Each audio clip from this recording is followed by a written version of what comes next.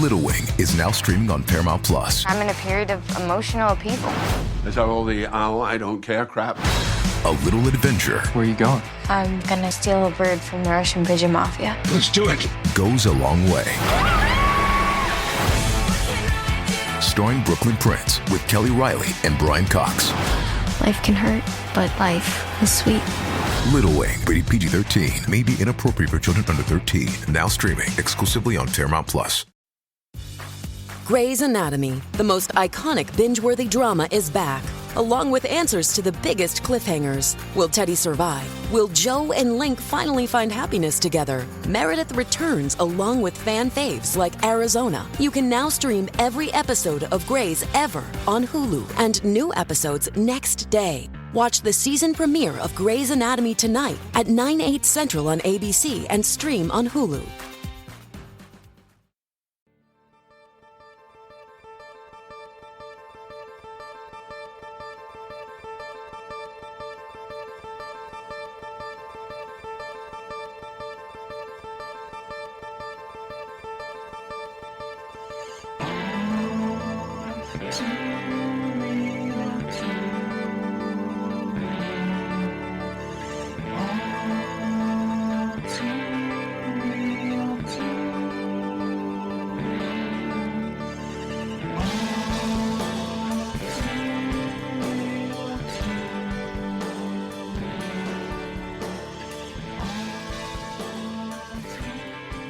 Okay, everybody, welcome to the latest episode of All Too Real 2. My name is Michael E. Collin II, and with me, as always, is... Sesame, Refrigerator, Allen, and Carta. Refrigerator Allen. Mm-hmm. Didn't he play for the Chicago Bears back in the 80s? Oh, wait, no, that was Refrigerator Perry. Yeah. So, yeah, I got a question for you. Sure, what's up? Did you ever learn CPR when you were a kid? I tried to, but I think I failed the thing because it was in health class when I was like a freshman in high school, and I think it was mainly just from nerves and anxiety. I think like if I actually had to perform it on someone now, I'd probably be able to do it. So I think the real reason I failed is just because I was like so nervous about other people watching me and all that kind of. I took a babysitting course and to get certified as a babysitter when I was a kid. Okay. It was me and my friend Dan were the only guys in the class. Okay. So it was kind of weird, but I was like probably in like 6th or 7th grade. Yeah. And I was doing it because I was watching my sister after school a lot. Because back in the day, they thought it was cool to, let a 12-year-old watch their 8-year-old sister. Exactly. Times have changed so much since then. About letting kids just stay at home at like the age of 12 or 13 or whatever. Yes. Yeah. Yeah. I still remember it was crazy. A lot of the things that happened when we did that. Like my sister forgot her key one day and ended up trying to break into the house and cut her hand on the window because she broke a window to get out because I wasn't there right away or something. And yeah. Crazy stuff like that, but anyways, in that class we did have a CPR. They brought in Resuscitation Annie, and we or as they call it in the show that we're covering, Recessa Annie. Yeah, and we learned how to do CPR, and I was certified and everything. So yeah, I honestly don't think I've ever used it or ever will. Luckily, hopefully, but yeah. So today on the show, because the reason I bring that up. It's not just because I'm a big fan of CPR. I have a CPR, instruction map on my wall right now, and okay, yeah, and then I've got like 5 Resuscitation Annie dolls just hanging on the walls too. It's not creepy at all. It actually sounds really creepy. Yeah. I like sitting there imagining what this would look like. I'm like, oh my god. I've got a couple with their heads off that I've just got like mounted to the mounted to the wall like they're moose or a deer like or something. Yeah. That's if you have to practice the breathing portion, you don't have to worry about constantly having the body. You can just go up to the wall. It's terrible. No. I'm not creepy. No, anyways. Today on the show we are covering another very special episode of an 80s sitcom. This time it is the second season, episode 16 of Punky Brewster entitled Cherie Lifesaver. Get it? Cherie Lifesaver. Yeah. You get it? Yeah. Because of the fruit, the Lifesaver. Mm-hmm.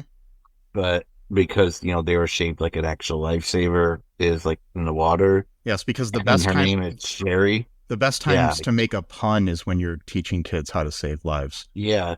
And we'll see more of that too, because don't encourage that, because there's one person in particular that really loves jokes, even if they're not funny.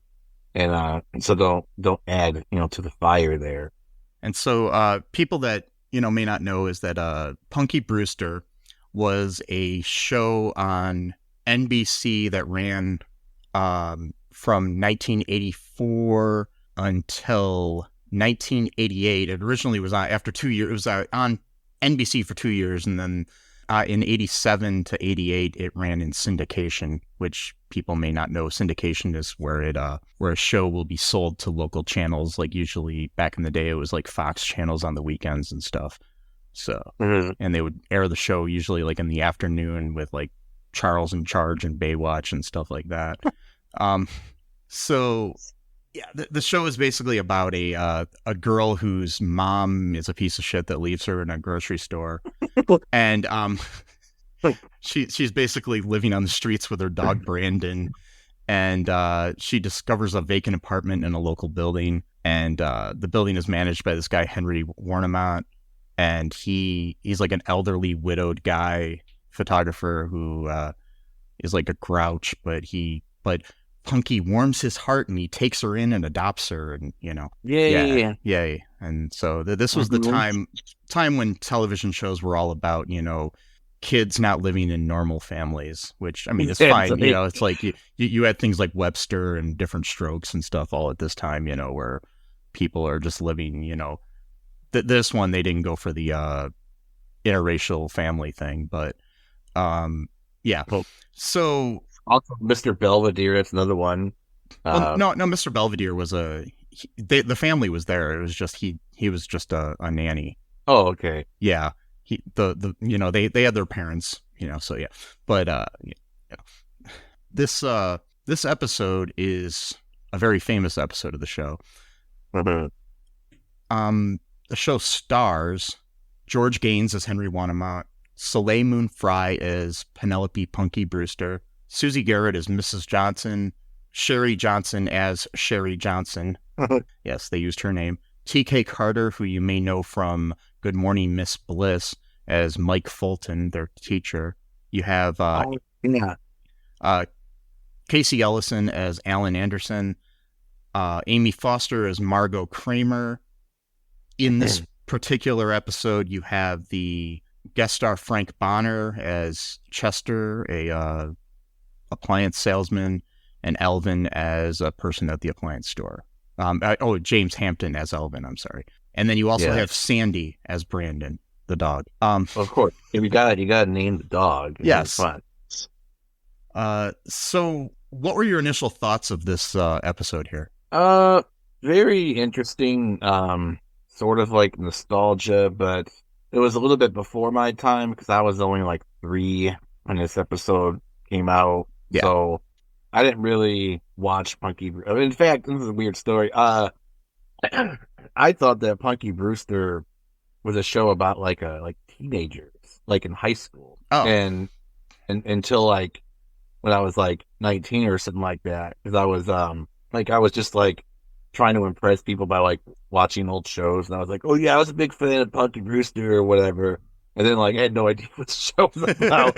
And I just thought it would be, like, a weird, obscure thing to tell people, like to just sort of, like, build up my weird cred of being, like, a weird person or whatever. Yeah. And, like, I was, like, had no idea what it was about. And so much so that I wrote a song, and it had nothing to do with the show whatsoever. And it was just, like, people were just like, what are you talking? It's got nothing to do with it. That's just made up, like the theme of the show had nothing to do with the actual theme. It was just like a made up imagination in my mind what I thought Punky Brewster was. I just imagined it was like a Saved by the Bell type of show, Yeah. Well, I mean, Soleil Moon Frye was good friends with Mark Paul Gosselaar, and she did guest star on Saved by the Bell. So yeah, there's a connection there. Yeah, there you go. But that was when she was a teenager. Yeah. Yeah. I used to watch the show when I was a kid. I clearly remember watching this episode. I'm about the same age as Punky, so it's, she's a little older than me, but not much. I remember when you're a little kid, you have a crush on the cute girl on TV, and she was the cute girl on TV. Oh, okay. So, it was like that. There was also there was a spin-off called cartoon show entitled It's Punky Brewster, which was about Punky, who also had a friend who was a leprechaun gopher. So yes, he was a gopher who was also a leprechaun, and his name his name was Glomer. Okay, that's bizarre, but all right. And I used to do an impersonation of him that made the cute girl that lived near my grandparents laugh every time I did it. So when I was a little kid, doing it all the time. Yeah. It was because basically, the way the Glomer would say is like, "Hello, Punky friend." Oh my God, that's how he sounded. Hilarious. "Hello, Punky friend." He was, and he was voiced by Frank Welker, the voice of Fred on Scooby-Doo, and the current voice of Scooby-Doo, as well as the original voice of Megatron, and the voice of like everything in our childhood. Megatron. Yes. Awesome. Cool. What about, he sounds familiar too to the dude from He-Man. Is that the same guy? No, I don't think Frank Welker was involved with He-Man. But so it's not Orko. It's not the same voice of Orko. No, Orko was voiced by the creator of He-Man, of the animated show, that one of the producers of the show. He just basically took his regular voice and they sped it up in an audio process. Okay, cool. Yeah. So eventually I would like to cover an episode of It's Punky Brewster, but we'll get to that eventually. So, what happens in this episode here, Sesame? Oh boy. So the Henry's refrigerator's screwing up real bad, and he doesn't want to get rid of it because he bought it a long time ago. But eventually, it just goes boom, black smoke comes up, rattles a whole bunch. Gotta go buy a new fridge. It's the way it is, So as I have here in my notes, is that the refrigerator both overfreezes and catches on fire. Yeah, exactly. So as Katy Perry would tell the fridge, you're hot and you're cold. Yeah, exactly. Yes. And you're yes and you're no, and you're and you're up and you're down. Yeah. So he's got to go buy a new fridge. Punky, pets her dog Brandon, not Joe Biden, but Brandon, and then she. I wonder if this Brandon would have been a better. Been taking better care of the Middle East right now, and foreign relations and stuff. But anyways, maybe it's possible. I don't know. So she says goodbye to Brandon. I think she kissed his head, which is a kind of reverse a little bit. But then she goes off to school. Excuse me, and then they have CPR lessons by a teacher named Mike, who they all address as Mike, and I had some feelings about that. That's put those aside for a little bit, but okay. And then you got your, well, it's just like I understand like the cool teacher thing, call you by your first thing. But I don't know. Sometimes, I think it's a little bit too much. Yeah, especially when you're little kids. That's not like when you're in high school and college. Maybe that's a little bit different. But like when you got little kids, that's the age they kind of need to have like authority figures like that, like your friend or whatever. But that's I guess it depends. Like my dad, his whole life never called his parents mom and dad. Oh, okay. He always referred to them as Emmett and Ellie. So okay, well, and they were completely fine with it. So who knows? Okay, well, to each their own, I guess. I guess it happens. But and so you got this piece of shit student named Alan, who's the class clown. And he tells the most stupid jokes possible that everyone seems to think are the funniest thing they've ever heard. Granted, they're like all 7 or 8 years old, so I guess at that point in life, maybe it was the funniest thing they've ever heard, It's like trying chicken nuggets for the first time. You think it's the greatest thing ever, But I remember being alive in the 80s and having a better sense of humor than these kids. Yeah. Yeah. So Alan is lucky in the sense that he has an audience that's easily entertained, like a monkey with a banana or some shit like that. I don't know. But like, and they're all laughing, things the greatest thing ever. And then Mike, the teacher, keeps trying to teach them CPR, and Alan keeps derailing very, very important lesson that's a literal lifesaver. And so eventually he gives him about 3 or 4 chances to shut the fuck up. He doesn't do so. So Mike sends him to the principal's office. I was really surprised when on NBC they just had him say, "Shut the fuck up, Alan." Yeah, he's like, "Shut the fuck up, Alan. Go to the principal's office now." And he starts complaining about, "Oh, well, they're going to make me do eraser duty forever." So then he gives him an eraser. He's like, "Okay, then get to it." And then he he gives him the eraser and he says, "Why don't you take this and beat it?" Oh, it's right. Yeah. Which was funnier than anything Alan said. So.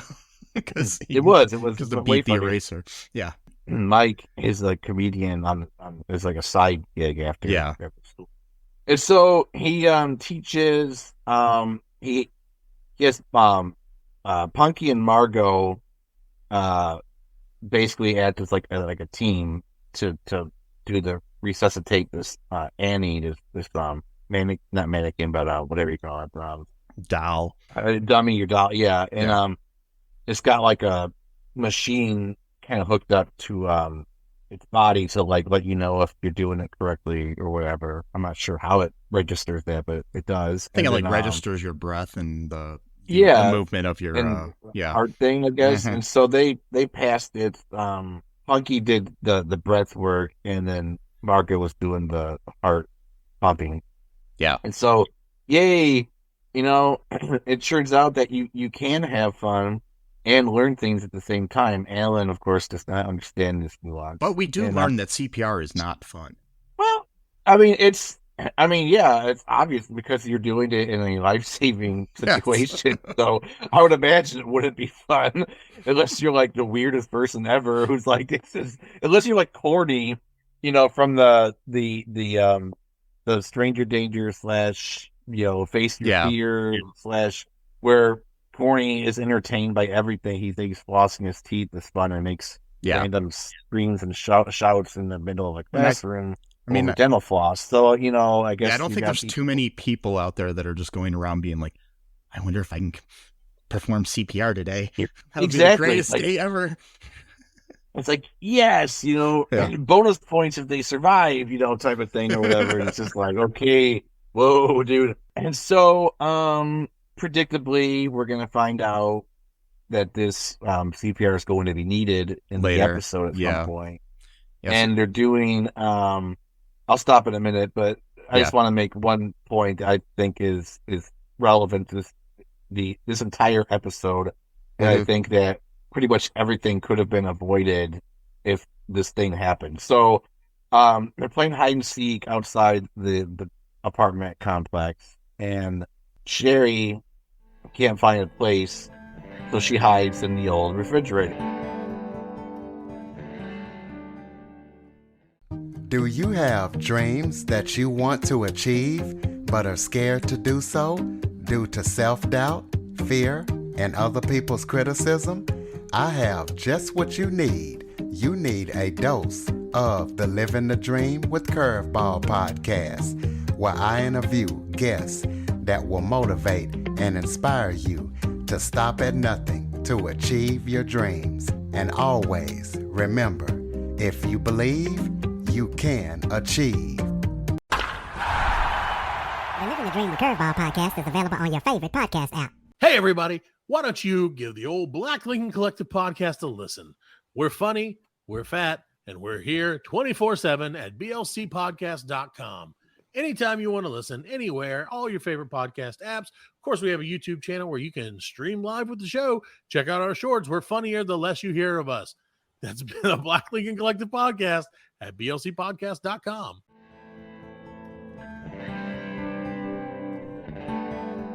Oh, that's the other thing. So Henry pretty much gets swindled at the appliance store. He's being sold a new fridge by Herb from WKRP, and and then there's like some yokel sounding partner who comes up and he's got money and he's just like he's offering to buy the appliance, the fridge right away, and he's just like, I've got the money right here, and then he says, this is the last one, and so Henry buys it because he was there first, which is a complete, I'm sure he has like 20 or so in the back room, but yeah. It's a basic confidence scam. Like one of the easiest ones to do. I mean, it's like, yeah, it's like when you got the people at the county, at like the fair where you do the thing to win the big stuffed animal, and then you show a guy who's just like walking behind holding this huge stuffed animal to make it look like, oh, this person won the huge bear, even though he's working directly with the carny dude who's doing that plus, event or whatever. Plus, it's the manufactured supply and demand, scheme too, like where it's basically saying that it's not that we're scarcity sort of thing, a scarcity model where you got basically only one left. Yeah. So he gets swindled, even though the refrigerator is pretty nice that he bought. So whatever. It's a nice fridge, and nice square ice cubes. Really really cool. And so Cherie goes into the fridge, and what I don't understand about this, okay, so eventually Alan doesn't catch anyone because, again, in addition to being a piece of shit and it's not funny, he's also terrible at hide and seek. All right, so and they're done with the game. They talk for a good 2 minutes, it seems like. Cherie doesn't say a word the entire time. She knows the game is over because they're talking about it. And then they all go inside. And as soon as everyone leaves, that's when she starts asking for help. Well, maybe she couldn't hear that. Maybe she couldn't hear inside. I don't know. But you would assume, since we could hear her from the outside too. But that's what I said. You could hear her from the outside, and I mean, I doubt a contraption like that would be so soundproof that being 2 feet away from it, or even like a few inches away from it, you wouldn't be able to. Well, why don't we take a break? I'm just joking. And you can go and get in your refrigerator and tell me. Yeah. Tell me if your parents can hear you on the outside of it or something. Well, the thing is too is that it was, I don't know. It just seemed like it was convenient for the episode to do. Well, yeah, because and it was also convenient that it started snowing, so Henry says, "Oh, I'll take the door off of the refrigerator later." Like the snow is going to somehow stop you from doing that. No, he just didn't want to be out in the cold is what it was. Yeah, and then he's just like, "Oh, who cares?" and whatever. So the second everyone leaves, that's when she decides to finally talk, because whatever. And then obviously no one can hear her because everyone's inside drinking hot cocoa and whatnot or whatever. And then and what else happens? What happens after that? I'm gonna now pass the baton to you. Okay, so basically, so Punky and Margaux tell Henry and Betty that that's Mrs. Johnson, Betty, that's Cherie's grandmother, to help them look for Cherie, who hasn't been found in the hide and seek game. And okay, here's a note that I have in my notes for this. This, my friends, is why kids should never play games. I think kids should just be obedient and sit inside and do nothing. Yep. Don't want to play a game. No, because you could play a video game, but you're probably going to get abducted by somebody on the internet. And if you just be an adult and be an adult as soon as you're a kid. It reminds me. You should just sit around in your kitchen and drink coffee all day. That's all you should do. Yep. Drink coffee at the age of 7 or 8. Yes, that's the lesson we're teaching right now. It reminds me of this video game website I play that has a bunch of old classic games, and it's like the website's like in the Czech Republic, so I probably have like a million viruses playing it. But like anyway, and it's got a quote, and it's got like a wizard-looking dude next to the quote, and it says something like, "We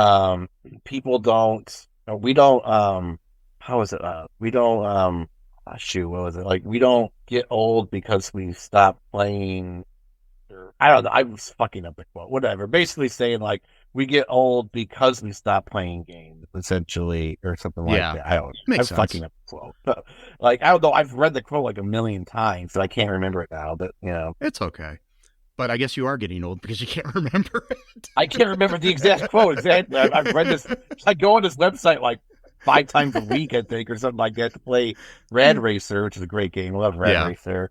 and try to play Karate Kid on NES. Can never fucking beat that game. Piece of shit. Here's what happens next. Henry and Alan are shocked to find that Cherie is trapped inside of the old refrigerator. They hear her, and so they let her out, and Henry's like, you learned CPR in class, Alan, help save her.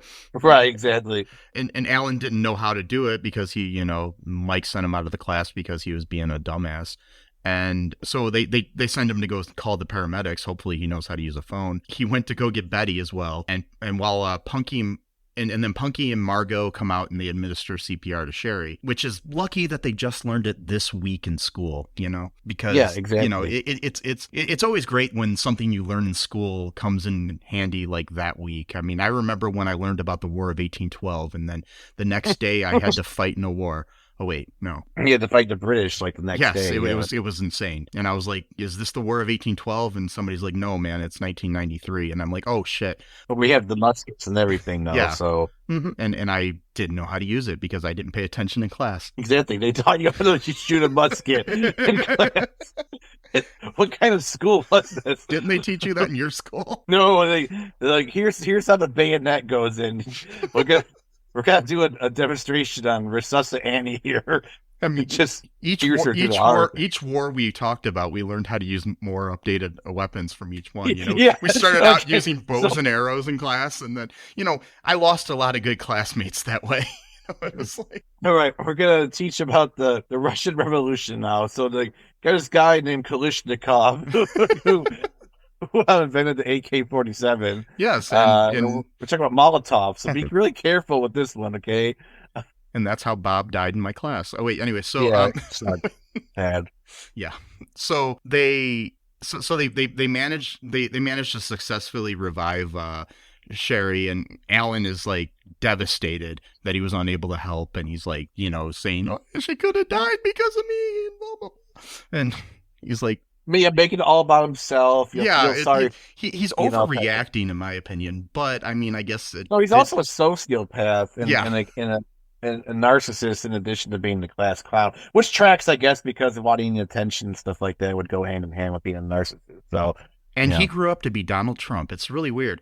But so they revive her. And like I said, Alan is a bit dramatic, but he does, it does teach kids that are watching the lessons that they should listen to their teachers, even if they are insisting you call them by their first names. Yeah. So Henry tells, Alan not to blame himself and suggests the two of them learn CPR together. Which, I want to see that class. Yeah, that would be a good like buddy cop, not cop, but like a buddy film of like both of them just failing like over and over. They got to take the test like 18 times before they finally pass it. The name of the movie is Henry and Alan Learn CPR. Yeah. Yes. And there's just like a huge string of bodies that have died because they failed so many times. Like they've had so many opportunities to save someone's life, they just can't do it. Just randomly everywhere they go, somebody's dying, and they could have saved their lives, and they can't. Exactly, but they can't. It took them so many times to finally pass the test. So good job. Having they basically they've kind of learned it by watching the girls and just save Cherie's life. Henry also explained that that he should have taken the fridge door off in the beginning before this tragedy happened. Exactly. Yeah, so it's all Henry's fault, and it is. Plus, too, though, you could probably still open a fridge without the handle. I mean, I've done that. Well, sometimes it was an older fridge at that time. They actually had a mechanism where they would lock and you couldn't get out from the inside. Sometimes, that's something they updated. I don't know, how old Henry's fridge was, but it might have been something like that. But I mean, then again, I did see Indiana Jones hide in her fridge to save himself from a nuclear blast, and exactly. So. Yeah. So I don't believe either one of those things are true. You don't need bomb shelters. You can just use a refrigerator. It's fine. Yes. Yep. Yeah. People are going to come home one day and you're going to be in your fridge, Matt, and people are like, why? And it's like, oh, I heard that they're going to attack us soon and I just needed to save myself. Yeah. They're trying to figure out if she's okay while the paramedics are on the way, and Cherie says that she's feeling hungry, so Punky thinks she's going to be just fine. Yay! Because she's hungry. Our credits. And okay, my last lesson here, I really hope that kids who see this actually go and take CPR lessons and don't think that they can go off and save people just by watching a TV show. Yeah, exactly. I mean, I think there's more to it, and I mean, it does give the basics pretty well and everything, but I don't know if it's enough to make you completely confident to save somebody's lives, but it's probably enough to actually do it, I guess, so who knows? I don't know. I tell you what, next time we're together, I'm going to choke. Don't. And then you're going to save my life. Okay. And then we'll let the kids know if Punky Brewster really taught us how. Well, that's the Heimlich maneuver. It's different. But I'm going to choke to the point where my heart stops beating. Okay. All right. Or better yet, we'll get an old refrigerator, and I'll get inside of it. Yeah. I'll stay in there for, I don't know how long Cherie was in there. It seems like probably about 20 minutes or longer. And then you pull me out of there. I mean, if I die, it's all for the good of the podcast. Yeah, it is. So, that's why I'm never going to get together with you again. Sure. Because I'm going to be afraid that I'm going to have to end up in a fridge. Okay. So you don't have to do that. It's not like that's a requirement, but I need to do research for the podcast. Yeah, let's do that thing where it's like if you subscribe to our Patreon, one of us will go in there and see how long we can stay in there before passing out.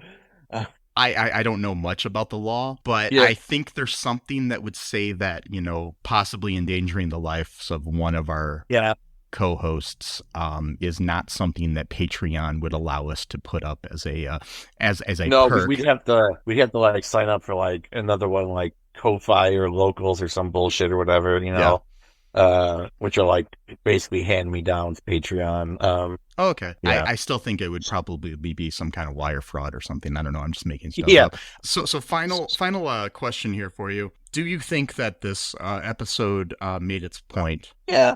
I think reasonably well. It was pretty straightforward. There wasn't too much goofing around besides Alan, but I just mean in general, it wasn't really a distraction or distracting from the main point. Sometimes shows could kind of get a little too far ahead and trying to entertain people and kind of forget, burying the lead a little bit. Of, like, what you can't take away all the humor from a sitcom. I mean, even in the other ones that we watched, the other very special episodes, the Family Ties and Boy Meets World, they still had humor in them. Yeah, I don't know. I enjoyed it. I thought it and it probably has taught people how to save lives. I don't know if, CPR is still the same. I'm assuming it hasn't been updated too much. No, I think it's like a little bit faster, the heart thing pumping, because I saw a thing recently on the news when they were talking about it, and they said to kind of interesting to do it to the beat of Staying Alive by the Bee Gees, which is funny because you're literally trying to. Well, they had that in that Office episode. They did that too? Okay. Yeah, there's an episode of The Office. It's the same one where Dwight cuts off the face of the resuscitation Annie doll and then puts it on his face like he's Hannibal Lecter or something. Whoa. So, yeah. Wow. The woman teaching them CPR tells them to do it to the beat of Staying Alive. Yeah, and Margaux was going a little bit slower than that, so that's like that part's been updated, but I think everything else probably is the same. Yeah. But yeah, hopefully nobody will ever have to use CPR that's listening to this, but I guess this is a good, good lesson that you should pay attention if you ever do have a CPR class, whether you're a little shit like Alan or you're an adult, so yeah. Yeah, and also too, so this episode was like a twofer though too, because it also talked about not getting inside refrigerators as well. So yes, or going and trapping yourself into objects. Yeah, when you're playing hide and seek, you should never hide. That's what I've learned. Well, no, you should hide. Just hide somewhere stuck. Like okay. Refrigerator, for example. I think G.I. Joe did the same thing with the refrigerator. Did they? I'm sure. One of their end portions where they do like a life lesson or whatever. Oh yeah, they probably did. Yeah. Learning's half the battle. G.I. Joe. But it's all right. I mean, it's probably not a show I'll rewatch or anything like that. Yeah. Just because it's like dated, quote unquote kids show, and it's not, but it's not a kids show that I myself grew up watching. So it's not like it's not like, for example, like I'd rewatch, Boy Meets World a little bit. Even then, I didn't really watch it religiously, but I watched it enough to like remember, like, oh, that was kind of cool when I was watching that show back when it came out or whatever. Or like Saved by the Bell, for example. Yeah, I mean, they tried to, speaking of Saved by the Bell, Peacock had a reboot of that didn't really last that long. It lasted 2 years. But they also had a Punky Brewster reboot. That lasted only one season. It was kind of interesting. I mean, it was decent. It was about Punky raising some kids, and then this girl comes in that's kind of like a, Punky 2.0, who she is like takes in as a foster kid. Yeah, it was. Get it? Yeah, I actually liked it. It was decent, but it, most things nowadays, the problem I think with streamers is that they never give shows a chance. Television in general never gives shows a chance anymore. No, it doesn't. There's a lot of shows that never would have made it if today's standards were held to it, like Seinfeld or other shows that lasted a long time that were horrible ratings-wise in their first season. And nowadays, a show has one bad week and it's like, okay, bye-bye. Any final thoughts here before we wrap things up? Nope. Just be careful. Don't let your kids hide inside refrigerators. Learn CPR. Teach your children named Alan to not always be a class clown all the time and take things seriously. If you're a teacher, don't let your students call you by your first name all the time. Folks, if you enjoyed this episode, be sure to check out all2real2.com. Check out our TeePublic, our Patreon, all of our social media. You can find this show anywhere you find shows. Be sure to subscribe, share the show, and give us a 5-star rating anywhere you can, like Apple Podcast or Spotify or wherever they allow ratings of any kind, Just, give us a 5-star review on the street. Just walk up to random people and be like, All Too Real 2 deserves a 5-star rating. Yeah. And then they can look at you weird. Sure. And yeah. Don't go into a refrigerator to give us a review because that'd be weird. Yeah, because I don't know why you would. Basically, that's about it. And remember, folks, that I love you. Alan's a little shit. Don't get in a refrigerator, ever, regardless of your age. Yeah. Sesame loves you. And until next time, folks, bye-bye. Thanks for listening to All Too Real 2 podcast, a Cullen Park production. Produced and edited by Michael E. Cullen II. Music by Matthew Hawes. Subscribe and share the show. Visit us at cullenpark.com.